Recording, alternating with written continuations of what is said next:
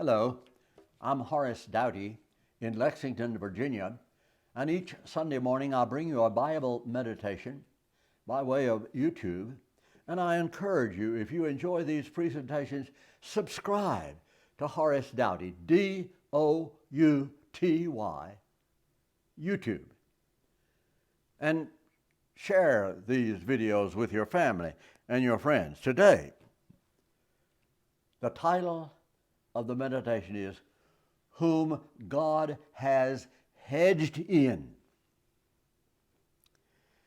Job, way back in the Old Testament, laments, quote, "Why is light given to a man whose path is blocked and whom God has hedged in?"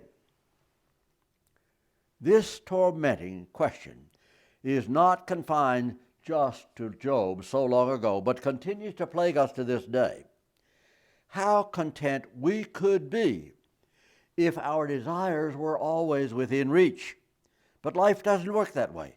Quite often we're blessed with a vision of direction that could transform our life, our country.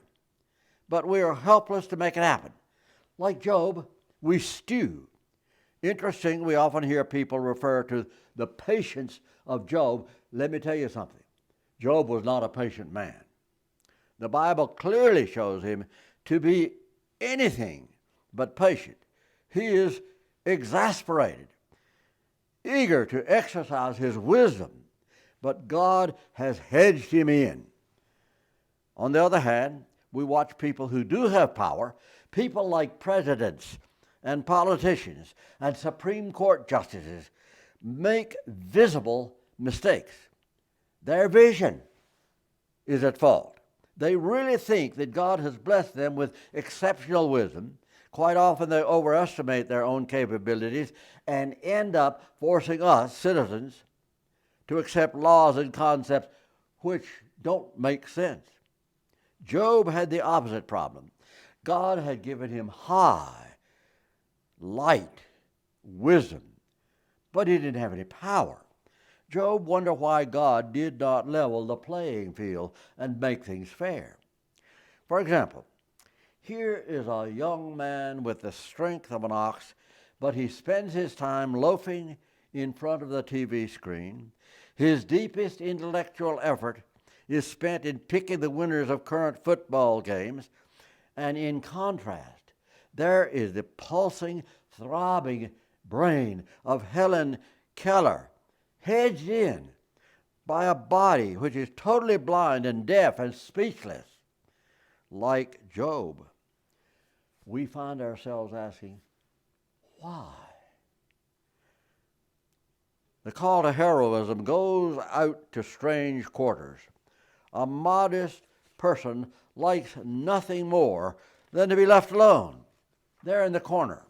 And yet, compelling light keeps coming from a distant source, demanding action, demanding a response.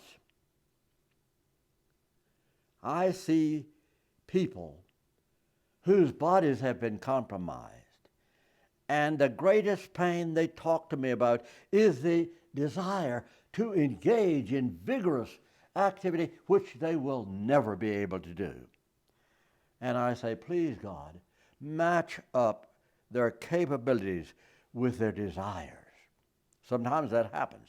In the movie Amadeus, we see the vulgar, frolicking young Mozart easily composing music that continues to astonish us after hundreds of years.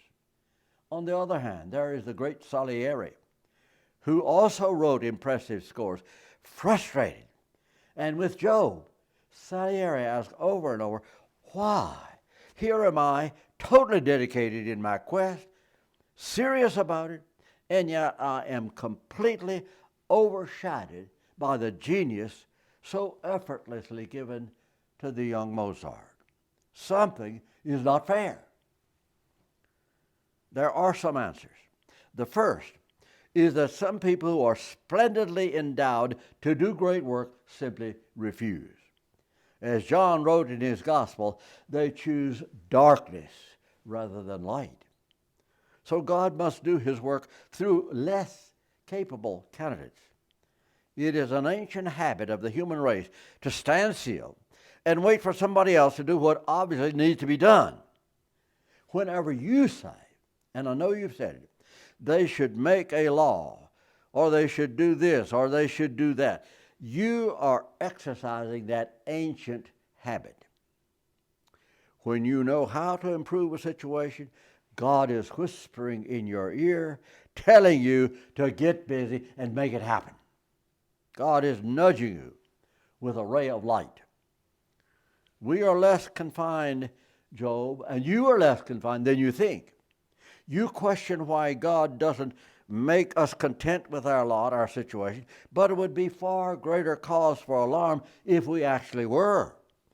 We would resemble a colony of bees, blindly doing nothing more than the accepted chore day in and day out. But we have something more. We have a plus, something in the spirit, beyond heredity, beyond environment, which prompts us to surge forward, to move upward. We are created to respond to depths beyond us. An unexplained love calls forth our compassion, almost divine. We know deep down that we come from God trailing clouds of heaven. That's a good thing. It is our passport to happy, healthy living. Sometimes the light comes slowly and gently. Other times it bursts with brilliant intensity and causes us to move quickly, knowing exactly what you must do. Some examples. Look at Moses, the stuttering shepherd, who had no public, no political ambitions, was impelled to face King Pharaoh. He eventually led his entire nation out of slavery into the promised land and into history, which goes on to this morning. Amos, that country farmer who wanted nothing more than to tend his flocks and his orchards on the hillsides of Tekoa, was driven to the proud city of Bethel. Amos thundered forth in bold language, redirecting the lazy and sensuous culture of wealthy citizens. He was the first prophet to become an author. And we can read those words to this day, words which inspire social and cultural righteousness, or rightness, which is more correct.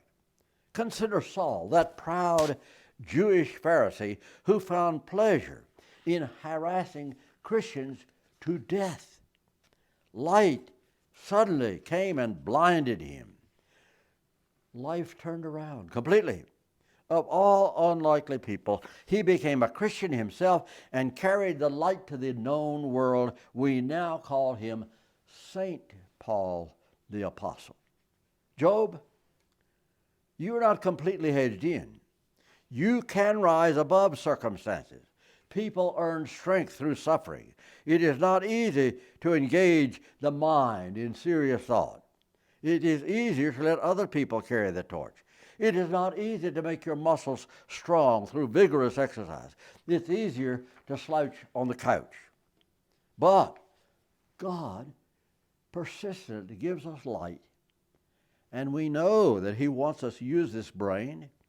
He wants us to stay strong, muscular, physically, even though such gifts require constant effort.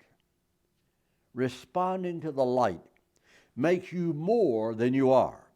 You may feel trapped, you may feel hedged in, but light will draw you out just like a sunflower. The perceived barrier will only test your strength. Cheer up. God is with you. God is the source of that impulse. Old Job, there in the ancient Bible, responded. He did hear, he listened, and life turned good. Job truly thought that nothing worthwhile lay ahead and that God had forever hedged him in. But listen to the closing words of Job's story. Quote, God blessed Job far more at the end of his life than at the beginning. Job lived many, many years after he fathered more children, and he lived to see his great-grandchildren. Then at last Job died an old, old man. Job had lived a long, good life. Close the quote from the Bible. The good news is, people, you can do the same. Amen. God bless you.